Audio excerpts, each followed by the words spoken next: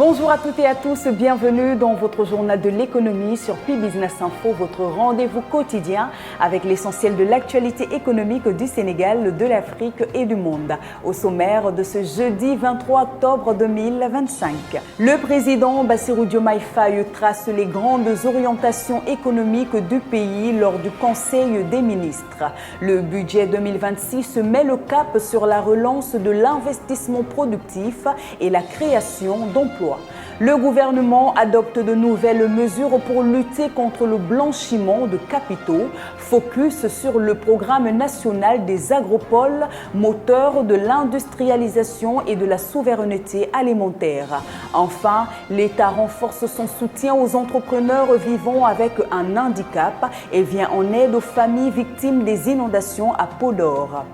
À l'international, la start-up ivoirienne Anka, spécialisée dans le e-commerce pour les créateurs africains, rachetée par Global Shop Group. Coca-Cola, HBC prend le contrôle de l'embouteilleur africain CCBA. Installez-vous confortablement, c'est parti pour l'essentiel de l'actualité économique de ce jour.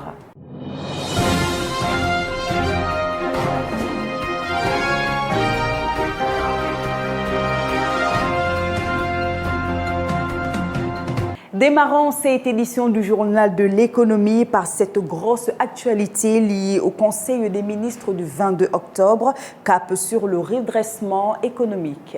Le président Bassirou Diomaye Faye a présidé hier, mercredi 22 octobre 2025, le Conseil des ministres au Palais de la République. Les échanges ont porté sur la situation économique du pays, la préparation du budget 2026 et la relance du plan de redressement économique et social. Le chef de l'État a salué le dépôt du projet de loi de finances 2026 à l'Assemblée nationale, un texte en parfaite cohérence avec la vision Sénégal 2050. Il a félicité son gouvernement pour le travail accompli et insisté sur la nécessité de défendre des politiques publiques capables de créer des emplois, de stimuler l'investissement productif et d'améliorer le bien-être des populations. Sénégal, 3,2 milliards pour relancer la pêche et sauver la ressource halieutique à Saint-Louis. Le gouvernement du Sénégal, à travers le ministère des Pêches et de l'économie maritime, mise sur l'innovation pour préserver la richesse de nos mers. Financée à hauteur de 3,2 milliards de francs CFA par BP, Cosmos Énergie et Petrosen, cette initiative permettra d'immerger des récifs artificiels au large de Saint-Louis afin de favoriser la régénération des poissons et protéger la biodiversité marine. Khadija Soumaré, notre reporter, nous fait le point. À Dakar, une bouffée d'espoir pour les pêcheurs de Saint-Louis. Le gouvernement du Sénégal, avec l'appui de ses partenaires BP, Cosmos Energy et Petrosen, vient de lancer une initiative majeure de 3,2 milliards de francs CFA pour redonner vie à la ressource halieutique et préserver la biodiversité marine. Ce mardi 21 octobre 2025, la ministre des Pêches et de l'économie maritime, Dr Fatou Diouf, a visité le môle 8 du port autonome de Dakar, où sont entreposés des récifs artificiels destinés à être immergés au large de Saint-Louis. À ses côtés, le directeur général du port, Wali Diouf Bodjan, ainsi que plusieurs responsables du secteur maritime. Les récifs artificiels, véritables poumons de la mer, créeront de nouvelles zones de fraîcheur pour les poissons. Objectif, restaurer les écosystèmes fragilisés par l'exploitation intensive et les effets du projet gazier Grand Tortue Armeim. Un geste fort qui s'inscrit dans les mesures de mitigation environnementale du projet. Au-delà de la technologie, c'est un acte de résilience pour des milliers de familles vivant de la pêche. Le Sénégal réaffirme ainsi sa volonté de bâtir une économie bleue durable, respectueuse de la mer et de ses richesses. Ce projet traduit notre engagement collectif pour une économie bleue durable et respectueuse de l'environnement explique Dr Fatou Diouf. Ces récifs quitteront Dakar dès demain pour Saint-Louis où ils seront immergés dans les eaux atlantiques. Un pas décisif vers la renaissance des poissons de Saint-Louis et un symbole fort de la nouvelle vision environnementale du Libre circulation, le Sénégal et le Kenya ouvrent leurs frontières pour 90 jours sans visa. Lors de la visite officielle du président Bassirou Diomaye Faye à Nairobi, le Sénégal et le Kenya ont signé un accord d'exemption de visa de 3 mois. Objectif, faciliter les échanges, booster le commerce, le tourisme et renforcer la coopération entre les deux nations. Dans ce reportage exclusif, notre reporter Abdoulaye Bari nous révèle les enjeux et les opportunités de cette nouvelle ère de collaboration entre Dakar et Nairobi. Une nouvelle ère s'ouvre entre Dakar et Nairobi. Le Sénégal et le Kenya viennent de franchir une étape majeure dans leur partenariat. Les citoyens des deux pays peuvent désormais voyager librement sans visa pour une durée maximale de 90 jours. Cette décision historique a été officialisée le 21 octobre 2025 à l'occasion de la visite du président Bassirou Diomaye Faye au Kenya, invité par son homologue William Ruto. Un accord qui va bien au-delà du symbole. Il ouvre la voie à une coopération renforcée dans les domaines du commerce, du tourisme et des investissements. Cette commission mixte aura pour mission de lever les obstacles au commerce et à l'investissement dans un contexte où les échanges commerciaux entre les deux pays ne dépassaient pas 4,5 millions de dollars en 2024, selon l'International Trade Center. Parmi les priorités, améliorer les infrastructures de transport et les connexions numériques, tout en encourageant les partenariats entre entreprises sénégalaises et kenyanes. Cette dynamique s'inscrit dans la continuité d'une relation solide. Le Kenya a ouvert en 2020 sa première ambassade en Afrique de l'Ouest francophone, à Dakar, marquant sa volonté d'ancrer durablement sa présence dans la région. Un engagement qui s'aligne sur l'agenda 2063 de l'Union africaine et sur les ambitions de la zone de libre-échange continentale africaine. Après le Rwanda, cette visite du président Diomaye Faye à Nairobi confirme la diplomatie d'ouverture du Sénégal en Afrique de l'Est. Libre circulation, partenariat économique et intégration régionale. Dakar et Nairobi tracent ensemble les contours d'une Afrique unie, mobile et connectée. En bref, dans l'actualité locale, le budget 2026, une loi de finances au service du bien-être et de l'emploi. Le président Bassirou Diomaye Faye a appelé à un dialogue budgétaire transparent et responsable. Le budget 2026 devra prioriser la relance économique, la justice sociale et la protection des groupes vulnérables. Le chef de l'État a également demandé une évaluation rigoureuse du plan de redressement économique et social ainsi que de la stratégie nationale de développement. L'objectif, adapter les politiques publiques aux réalités du moment et maîtriser les prix des denrées et services essentiels pour préserver le pouvoir d'achat des ménages. Urbanisme commercial et modernisation des villes. Le président de la République a aussi insisté sur la nécessité de repenser l'aménagement urbain du pays. Il souhaite un urbanisme commercial mieux structuré, garantissant à la fois dynamisme économique et qualité de vie. Le programme de modernisation des marchés sera accéléré, notamment pour renforcer le commerce de proximité et améliorer la sécurité, la propreté et la gestion des déchets dans les villes. Les ministères concernés travailleront de manière concertée pour rendre nos communes plus attractives et plus durables. Inclusion numérique et gouvernance financière. Le Conseil des ministres a aussi examiné les stratégies d'inclusion numérique. Le gouvernement veut faire du digital un levier de développement économique et d'emploi pour les jeunes.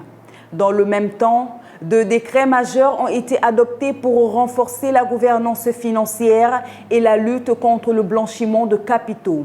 Un comité national de coordination est créé pour mieux prévenir les flux financiers illicites et protéger la crédibilité du système financier sénégalais. Industrie, une nouvelle nomination pour booster la normalisation. Massamba Diaye, ingénieur en développement économique local, a été nommé directeur général de l'Association sénégalaise de normalisation. Cette nomination s'inscrit dans la volonté du gouvernement de renforcer la qualité des produits sénégalais, la compétitivité industrielle et la conformité aux standards internationaux. Financement des projets miniers, la SOMISEN s'allie à CGF, Bourse et Ecobank. Sur le front minier, la Société des mines du Sénégal, SOMISEN SA, vient de sceller un partenariat stratégique avec CGF, Bourse et Ecobank Sénégal. L'objectif est de structurer et financer des projets miniers capables de renforcer la souveraineté économique du pays. Ces institutions financières ont réaffirmé leur engagement à développer des solutions adaptées pour soutenir la SOMISEN, symbole du renouveau industriel sénégalais. Les agropoles, un pilier de l'industrialisation et de la souveraineté alimentaire. Le programme national de développement des agropoles du Sénégal poursuit sa mise en œuvre. 5 zones stratégiques, centre, nord, sud, ouest et est, concentreront près de 400 milliards de francs CFA d'investissement. Ces pôles agro-industriels transformeront localement les productions agricoles, réduiront les importations et créeront plus de 350 000 emplois. Soutenu par la Banque africaine de développement, par la BID et d'autres partenaires, ce programme traduit la volonté du président Bassirou Diomaye Faye de faire du cultivé, transformé et valorisé un moteur de la souveraineté nationale. Inclusion économique, l'État soutient les entrepreneurs handicapés. À Pékin, le secrétaire d'État Ibrahima Thiam a rencontré les associations de personnes vivant avec un handicap. Cette concertation vise à définir un cadre d'accompagnement spécifique pour les micro- et petites entreprises dirigées par ces entrepreneurs. L'État s'engage à travers la DEPME et la DERFJ à leur offrir un soutien technique et financier afin de renforcer leur autonomie économique. Une initiative qui s'inscrit pleinement dans la vision Sénégal 2050 fondée sur l'inclusion et l'égalité des chances. Podor, 1,3 milliard pour lutter contre l'insécurité alimentaire. À Podor, la ministre Maïmouna Dièye a lancé le programme national de réponse à l'insécurité alimentaire doté de 1,3 milliard de francs CFA. Plus de 1900 ménages vulnérables bénéficieront de transferts monétaires directs et de kits alimentaires.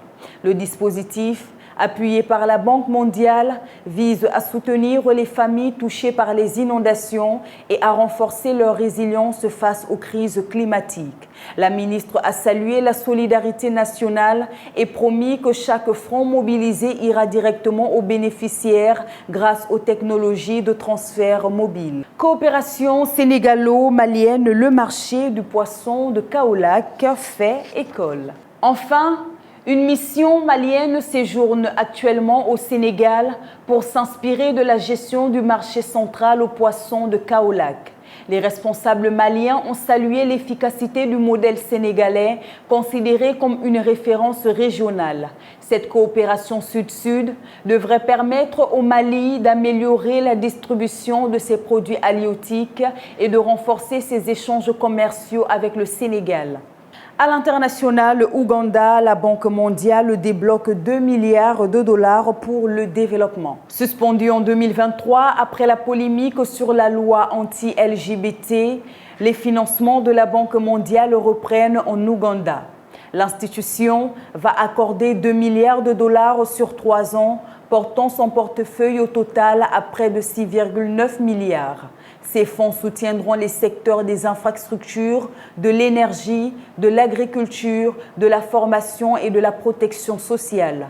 Kampala discute également avec le Fonds monétaire international d'un nouveau programme de crédit élargi pour renforcer la transparence et la mobilisation fiscale. RDC, 500 millions de dollars sollicités pour le corridor de Lobito.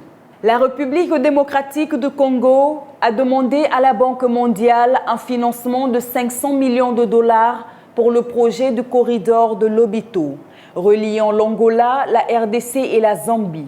Ce corridor ferroviaire transcontinental facilitera l'exportation des minerais stratégiques africains et réduira les délais d'expédition de 25 à seulement 6 jours. Un projet clé pour stimuler les échanges régionaux et l'intégration économique du continent. Côte d'Ivoire, la start-up Anka, rachetée par une firme américaine. La start-up ivoirienne Anka, spécialisée dans le e-commerce pour les créateurs africains, a été rachetée par Global Shop Group, société américaine dirigée par Mathilda Cissé. Après avoir levé près de 14 millions de dollars et servi plus de 47 pays africains, Anka entame une nouvelle phase de croissance internationale. L'entreprise conservera son autonomie, mais ses fondateurs quittent la direction. L'objectif est de renforcer la visibilité mondiale des produits africains. UEMOA, 4,4 milliards de dollars à mobiliser d'ici fin 2025. Les 8 pays de l'UEMOA, à l'exception du Bénin, prévoit de lever plus de 4,4 milliards de dollars sur le marché régional des titres publics entre octobre et décembre 2025. La Côte d'Ivoire sera le principal émetteur suivi du Niger, du Sénégal et du Mali. Cette levée de fonds vise à financer les budgets nationaux et à répondre aux besoins de trésorerie dans un contexte où les États misent de plus en plus sur les marchés régionaux. Afrique Coca-Cola HBC prend le contrôle de l'embouteilleur Africa CCBA. Coca-Cola Hellenic Bottling Company a annoncé l'acquisition de 75% de Coca-Cola Beverage Africa pour un montant de 2,6 milliards de dollars. Une fois l'opération finalisée, le groupe suisse opérera dans 14 nouveaux pays africains, couvrant plus de 50% de la population du continent. À terme, Coca-Cola HBC pourra racheter la totalité des parts pour 3,4 milliards de dollars, consolidant ainsi sa position comme deuxième embouteilleur mondial du système Coca-Cola. Voilà qui met fin à cette édition du Journal de l'économie sur Pi Business Info. Merci de nous avoir suivis. On se retrouve demain pour ce dernier numéro de la semaine de votre journal préféré. Alors prenez soin de vous. À demain pour un nouveau tour d'horizon complet de l'actualité internationale et nationale. Au revoir.